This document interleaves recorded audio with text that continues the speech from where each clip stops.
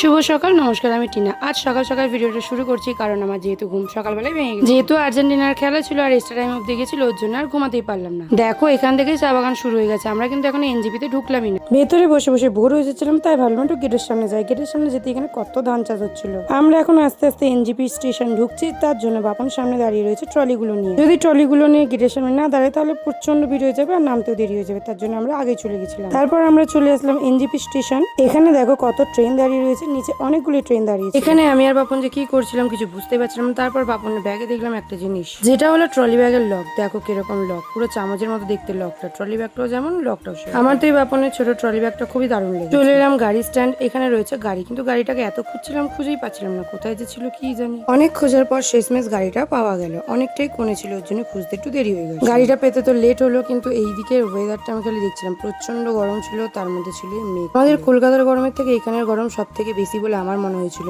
এই যে হলো আমাদের গাড়ি। যেহেতু এবারে আমরা 4 জন ট্যুরে এসেছি, ওর জন্য গাড়িটা ছোট দিয়েছিল। চলো এবার গাড়িতে উঠে নেক্সট ভিডিও থাকবে পরের পার্টে।